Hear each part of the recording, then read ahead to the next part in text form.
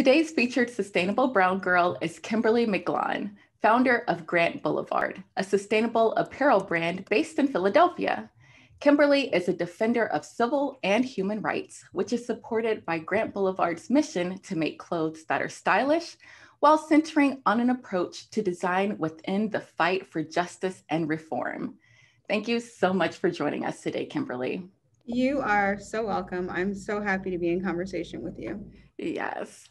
So I always like to start with finding out how your sustainable journey began. It began really as a means to an end, right? Like for me, it was how do I leverage what I am coming to understand might have been, Oprah uses the language calling, and I think that it kind of works in listening to how she's defined it, but this calling to figure out how to shift conversation around pathways for folks who are formerly incarcerated, particularly in terms of thinking about the ways in which they face some serious barriers to figuring out how to find their way back into a healthier, ideally health, and not often healthier landscape. And so much of that is built on access to employment and teams of people who can acknowledge their conviction so that there isn't a climate of shame, but also see that, all of us are more than the worst thing that we did. Yeah. And so sustainable design, right, was an approach to how to do that, like how to create those jobs. I was thinking about storytelling. I was an English major in undergrad, thinking about textiles and color, and like those are the things that have always excited me so much, the intersection of story and color. And I thought that maybe fashion could be a lane for me. I've been a teacher for so long, I knew that teaching wasn't going to be that lane. And as I started kind of thinking about the fashion industry and really actually examining it just through self-study, it was like super obvious from very early on that if I wanted to get involved, it couldn't be in a way that replicated what I saw as being the source of so much harm. And so the language, this framework of thinking about sustainability was what was the only way for me. Wow. So trying to help people coming out of prison is what led you to starting to think about sustainable fashion? Yep. Wow. Yep. That's really interesting. Yeah, I think of it as wonderfully peculiar. Yeah, definitely. So what made you be interested in prison reform or, helping people coming out of prison? That's another great question. It was something that was always, it was always in my purview of like, okay, this is America, right? Mm-hmm. And then in 2016, I was able to see it with a different kind of clarity because of what Ava DuVernay put together in the documentary 13th. Yeah. So that documentary, it laid bare for me all of these chains that really helped for me to see the narrative arc of America from a wider lens, and then to see the levels with which it's not just that Black people have been enslaved. It's like the ways in which all of these institutions have protected themselves through all of this overt and subtle support of white supremacy. Mm-hmm. And the system of incarceration is just another way which it particularly hurts my soul, because what I recognize is, and this is, I'm from the north side of Milwaukee, so this isn't just from Ava DuVernay's 13th. I'm from a city which has, one of the most persistent struggles with residential segregation, the most persistent struggles with high population densities of folks who are formerly incarcerated and living in close proximity to one another, just perennially locked out collectively. But I think that for me, it was just like, okay, how do I show up for Black folk? Like as a Black woman, how do I figure out how to just leverage my time and talents in a more intentional way? And that had nothing to do with like an audience of people. When I said I wanted to move into sustainable fashion, people were like, yeah, the same question. Like, why do you care about incarceration so much? Like, you are not an incarcerated person. Your parents didn't experience incarceration.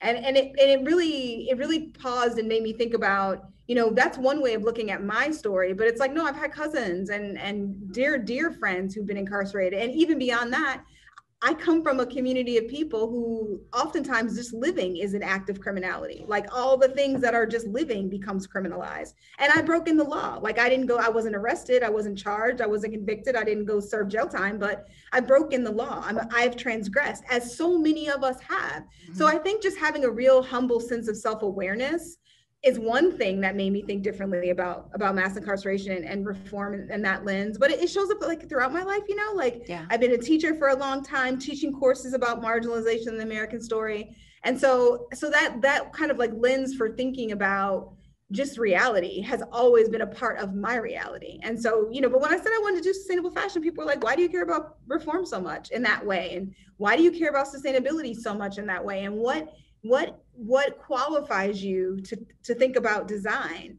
And that was a significant, and I haven't talked about this actually that much. Yeah. That's been a significant, that was in the beginning at least, and maybe it's growing into less now, a barrier to just realizing my own potential and for getting people to believe in this wonderfully peculiar idea I had, that maybe we could build something that was excellent across the board and just really hella purposeful and intentional and strategic in thinking about design.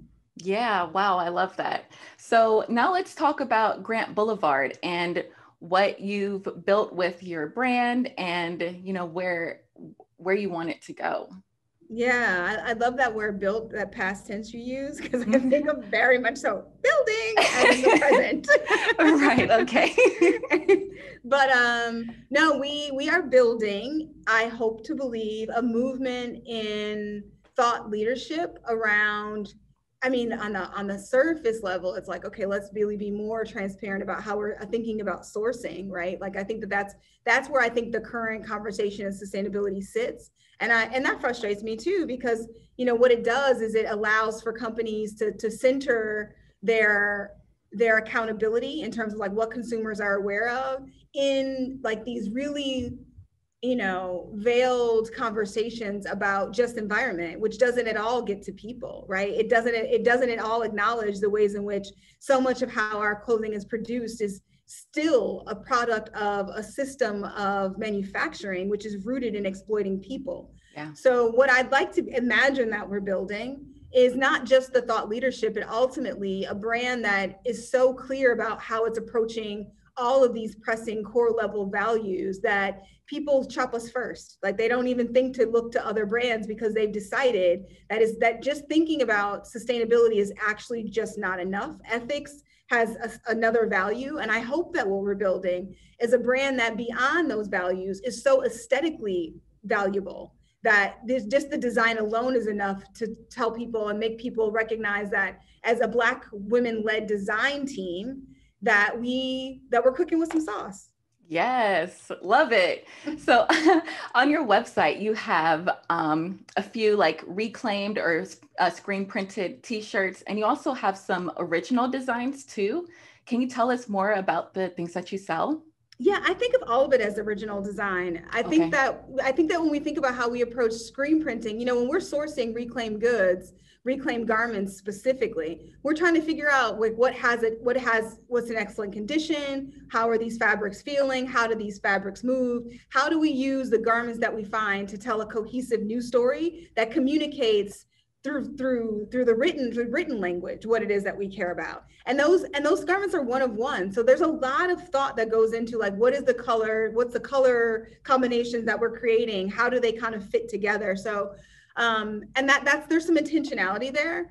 And in that way, thinking about how we approach our remixes, which is our line that we call GB0, which is, zero waste, that too is it's a very time intensive, thought intensive approach to how do we give something that has been deemed maybe undesirable and maybe at the end of its life cycle new value that is only uniquely communicated through our lens as Black women designers. Mm-hmm. And so that is also another part of just like of a challenge. Most designers go to school and they learn how to build from fabrics that they've chosen and prints that they've designed. And when you're not working with that, when you're actually working within someone else's lines, which is ultimately, I mean, I never thought about it before, but it's kind of an interesting metaphor for America.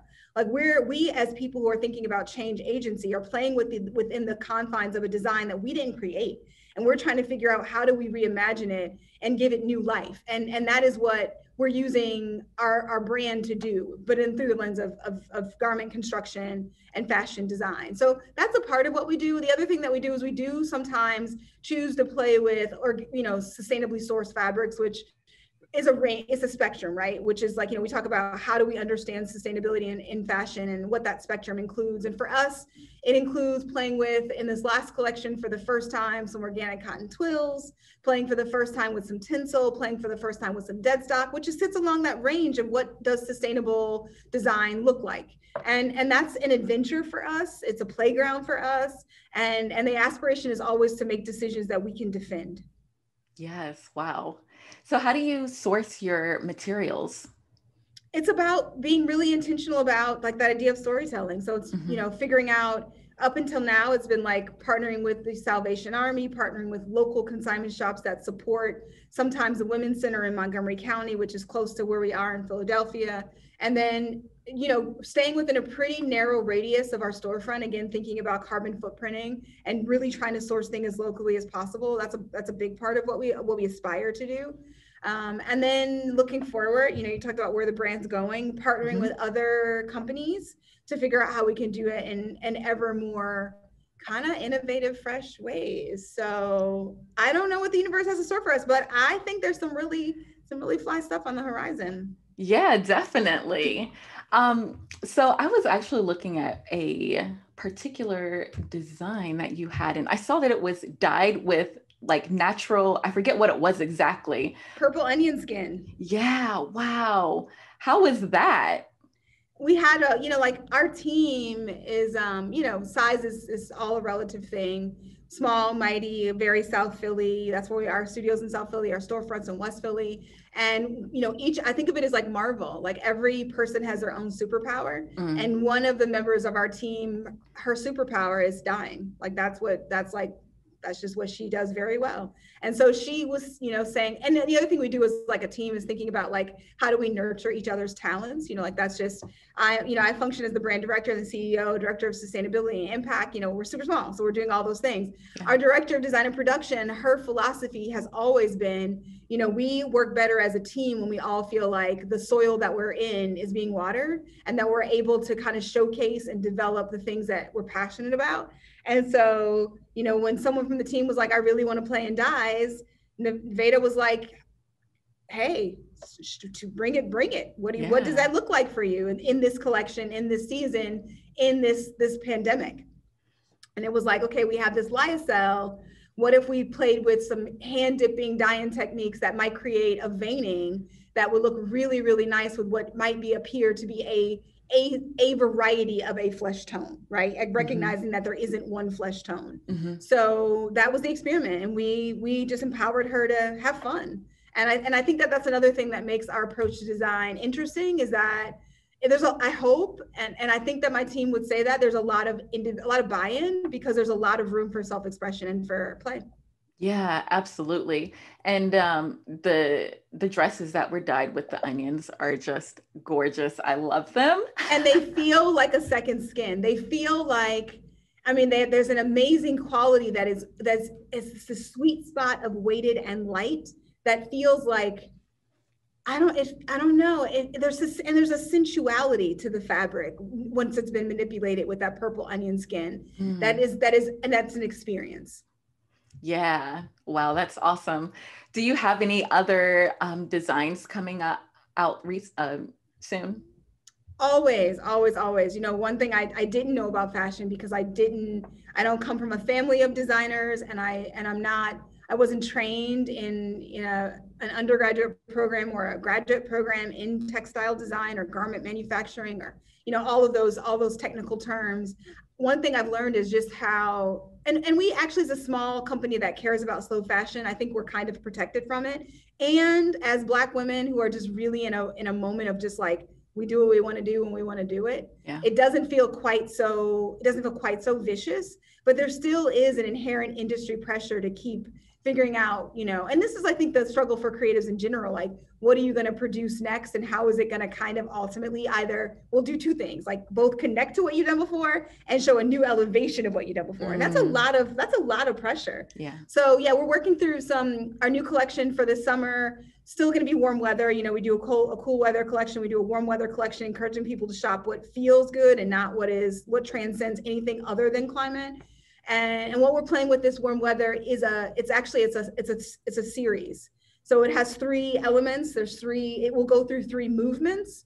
And I hope that when everyone sees it evolving, it feels like a symphony. And I think that each movement in this symphony speaks to something that is very, very much so heavy on my heart in terms of what I'm observing in the world, in America, in the fashion industry specifically. And I hope it communicates our ever evolving sense of liberation and celebration for the triumphs that we have transcended, that we're still working through transcending.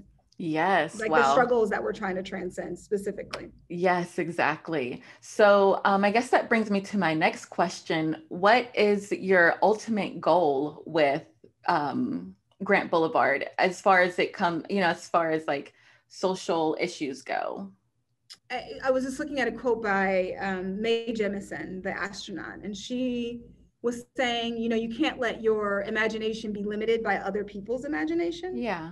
And I think that's something I'm always kind of figuring out, in terms of setting our eye on what we do as a brand. I mean, I think that one thing that's for sure is that the biggest thing I'd like to do with a brand is I'd like to continue to grow a cohesive community of people who are thinking about these intersections of impacts, sustainable in terms of planet impact and people impact. But I also hope that we can be really intentional about bringing ever more, BIPOC people into a sense of access and excitement around sustainable design. Like, I want them to see us as a brand where they feel like they're centered, And I think that that's something I'm really super excited about. I'm really excited about, always, like, we always have these strategic goals about growing our sales and about growing our visibility and growing our number of followers. There's all of those metrics of like a sustainable business. Yeah. But ultimately, I really hope that we can not just be a beacon of light in Philadelphia, but be a beacon of light in cities all across the country where there are high populations of folks who are formerly incarcerated and an ever growing need for leadership from the business sector who are thinking about a values-driven approach to the way forward. Yes, I love that. And I think that the products that you offer are very like inspiring because they have a certain look to them that you can't really find, like in other, fashion companies. So it definitely has a unique feel. And then also knowing that you have these social issues that you're trying to, not fix, but, just be mindful of, right? Exactly. Yeah, exactly. So I just think that what you're doing is amazing. So how can we help Grant Blvd grow? I think that, it goes back to those ideas, like, as we think about this way forward and companies that are being really mindful about making sure that the team is paid, not just like everyone on our team is paid a living wage, right? Like that. And even still, when I think about what our average hourly rate is, I aspire to double it. Like, I want working for Grant Blvd to be so delicious that not only do we attract the top talent from folks who are formerly incarcerated, but from all people. Yeah. So I think the help that we need from the community of people who are listening to and have been with you on your journey to build an incredible platform is to follow us and to celebrate us through like their stories, which requires social capital, but not necessarily always financial capital. And I think that I would really like for them to, when they're thinking about when y'all are thinking about buying a new garment, that you center us at the top of that list of where you're going to go, and that you give us like a first right of refusal, like recognizing that, as a small, slow company, and that makes a lot of one-of-one garments, things sell out quickly. And so we really appreciate and have a deep respect for your patience with us as we figure out how to, we're just growing. We're growing really quickly. And so we'd love to have you join us on this journey. Follow us, share our story in your stories, shop with us. If you're in Philly, specifically if you're in West Philly, Friday night, Saturday, Sunday, slide through, say hello. We'd love to meet you. And yeah, those are great ways of just kind of amplifying our story. If you're a writer, write about us. If you're a graphic artist, draw a design and post that. There's so many ways of leveraging your natural time and talents, which is what you're doing right now. Exactly. In the service of feeding, fertilizing, giving light and water to beautiful new organic things. Yes, absolutely. So you have, of course, your online store, but you also have a brick and mortar store too. We do. We launched our brick and mortar. Actually, we kind of secured this space last February, and we were planning on we were planning on opening in March, and that was, the world changed. Right. And so we were really nimble, and we just decided what's going to be our pivot. We had met all of our production goals, even in March and in April. It was do we launch a collection? This seems so wild for right now to even be talking about fashion. And then we were no, the way forward has to be laid right now. We can't put off, presenting our story of what the way forward could look like. So we launched the collection. We shot it in our storefront before it was populated with any fixtures or anything else. And then in July of last year, we opened the brick and mortar for the first time. And now we're getting ready for another big step for us. We're moving from our first studio space into one that's twice the size of the space that we currently work in. Wow. And it will actually be functioning as a second retail location in a different part of the city. So it's beautiful. It's a lot of work, but I think that there's a growing tide of folks like us, mm-hmm. everyone who's listening, you and I, who are not ready to quit. Mm-hmm. Yes, so true. Congrats on your second location. That's amazing. It is incredibly amazing. All right. Now, one last question I want to ask is, for people who are looking to transition their wardrobe to be more sustainable, do you have any tips on how they can do that? So many tips. One tip is to, do swaps with this is really thinking about both what's budget friendly and what's closet curation thoughtful. Mm-hmm. There's so many people, first in our families, for those, and families the family that you were born into and the family of your own construction. So I want everybody to know when I say the word family, I'm thinking really liberally about that term, and in whatever language fits your narrative, right? My story of my family is non-traditional, and I have a lot of excitement about that, right? So I think one way that we can create these sustainable closets is by going into the spaces of our aunties and our mothers and our grandmothers, and seeing what aren't you wearing anymore, Graham? What are you not wearing anymore, auntie, sister, cousin, brother? How can we be playful? And at the same time offering that up to them, well, I have some stuff that I'm not really feeling anymore. Let's do a swap, right? So that could be a really immediate kind of intimate swap, and that swap can extend to your outside circles as well, like your friend groups, your homegirls, your homeboys. Thinking even broadly about gender, right? So I also want to say, this is not a gendered, fashion is only gendered to the extent that it works for our bodies and our moods and our seasons of life. So your homeboy, homegirl might have something that will be super fresh on you that you're sleeping on because, mm-hmm. You're married to these outdated notions. So we're going to, let's level up. It's 2021, we're leveling up. Okay. Yes. I think that's one thing to think about. I think another thing to think about is, thinking about the consignment lane, the Goodwill, the Salvation Army, there are pieces there for sure that need a second life. And so that's another way of thinking about how to curate a closet. And then I think the third thing is being ever more intentional about trying to plan ahead. All of us are sometimes caught up in needing to make shopping choices out of convenience. And I think that for me, my personal ambition for 2021 is to try to do a better job. I'm working with my daughter. How do we just plan what we need a little bit more ahead, so we're not so reliant on, big companies that we know have a lot of problematic practices. Yeah. And if we can plan ahead, then we can be ever more intentional about shopping with brands like Grant Blvd. Yes, awesome. Those are great tips. I think they're good tips too. Yeah. All right, Kimberly. Well, it's almost time to wrap this up. So let everyone know where they can find Grant Blvd online. That is a great thing, and I'm happy to do that. You can follow us on Instagram at Grant Blvd, GrantBlvd. You can find us on our website, which is the same name, www.grantboulevard.com. If you're in Philly, you can find us on 36 in Lancaster in a really fresh, reimagined car garage. And let me think, is there any other place that you can find us? No, but you can get updates either by following us or subscribing to our newsletter. So I encourage you to do that. We do throw a discount out there if you join Team Grant Blvd. So I also encourage you to do that, but you don't even need to worry about that discount because I'm going to give you all a special discount code. So I will send along Sustainable Brown Girl will be your discount code. Does that work for you? That works. Awesome. Okay, perfect. So I will add that discount code, and up and through, let's say maybe April the 1st, which gives you guys a few weeks to do some shopping around, some playing. I will make sure that if you shop and use discount code Sustainable Brown Girl, you will get 15% off. Yeah, do it. Go buy you some Grant Blvd. Awesome. Love it. Thank you so much for joining us today, Kimberly. You're doing amazing work, and I can't wait to see where your brand goes. Let's go. Thanks for having me.